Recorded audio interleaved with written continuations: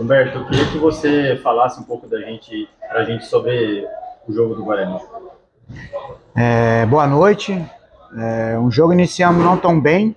É, Tivemos algumas dificuldades, né, pela subida de pressão do adversário, que a gente já previa isso. Um adversário que subia no 3-3 para tentar nos pressionar, nos levar para um lado e ali tentar ter uma retomada. A gente ficou muito nas conexões curtas, né? Então faltou a gente variar um pouco mais para essa bola um pouco mais média, um pouco mais longa, ou trocar de corredor para que a gente pudesse ter uma superioridade do lado contrário.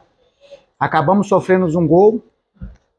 Mas o que nos deixou feliz foi que a equipe não sentiu, a equipe teve maturidade para se reorganizar dentro da partida. Em momento algum demos oportunidade para o adversário ampliar o marcador. Aos poucos fomos tomando o controle do jogo, fomos entendendo aquilo que o jogo estava pedindo, melhorando as nossas conexões, e assim nós conseguimos o nosso gol no final do primeiro tempo, onde já tínhamos tido uma oportunidade, no qual nós circulamos a bola, que era algo que nós tínhamos treinado, com a entrada do Araújo ali para fazer uma saída a 3, empurrando um pouco mais o Diogo.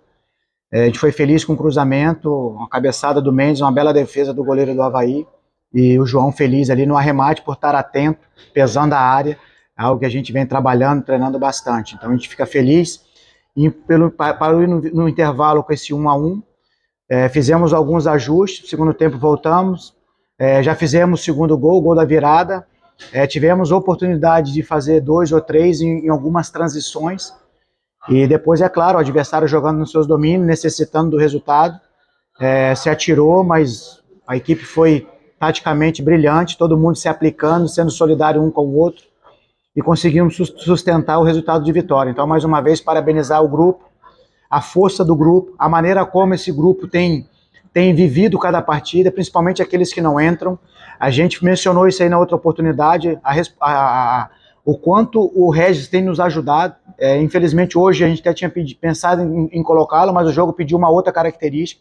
Mas como ele está vibrando, como ele está orientando os seus companheiros, está inserido totalmente no processo. Eu tenho certeza, assim como ele já nos ajudou dentro de campo, terá outras oportunidades também para nos ajudar.